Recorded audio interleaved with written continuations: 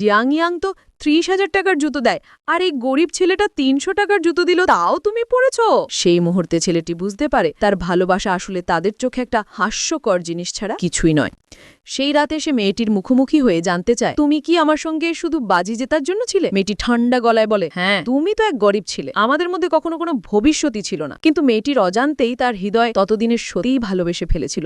তবুও সে সম্পর্ক ছিন্ন করে, কারণ সে জানতে পেরেছিল ছেলেটির বাবা মারা গিয়েছিল তার বাবার নির্মাণ প্রকল্পের দুর্ঘটনায়। এই অপরাধ বোধে সে ভেবেছিল তাদের সম্পর্ক কখনোই সম্ভব নয়। সময় কেটে যায়। ৫ বছর পর মেয়েটির বাবার ব্যবসাও দেউলিয়া হয়। ধনী পরিবারের মেয়ে এখন এক সাধারণ দরিদ্র মানুষ। মায়ের চিকিৎসার খরচ জোগাড়তে সে একের পর এক কাজ করে, কিন্তু যথেষ্ট টাকা জোগাড় হয় না। অবশেষে বাধ্য হয়ে সে দামি গাড়ির সঙ্গে ইচ্ছে করে ধাক্কা খাওয়ার পরিকল্পনা করে ক্ষতিপূরণ পাওয়ার আশা। কিন্তু ভাগ্যের পরিহাস, যে গাড়িতে সে ধাক্কা খায় সেটি তার প্রাক্তন প্রেমিকের। ছেলেটি তাকে চিনে ফেলে, সঙ্গে সঙ্গে তাকে কোলে তুলে নেয়। ৭ বছরের জমে থাকা আবেগ আর ভালোবাসা এক মুহূর্তে ভেঙে পড়ে। দুজনের চোখে জল। পরদিন মেয়েটি জেগে দেখে ছেলেটি তার জন্য ৩৫,৭০০ টাকার চিকিৎসা খরচ পাঠিয়ে গেছে। নোটে লেখা, এই টাকাটা তোমার চিকিৎসা, মানসিক ক্ষতি আর কর্মহানির ক্ষতিপূরণ হিসেবে নাও, আমার আইনজীবী পরে যোগাযোগ করবে। কিন্তু নার্সের মুখে শোনে ছেলেটি নাকি সারা রাত হাসপাতালের দরজায় বসে তার খবর নিয়েছিল।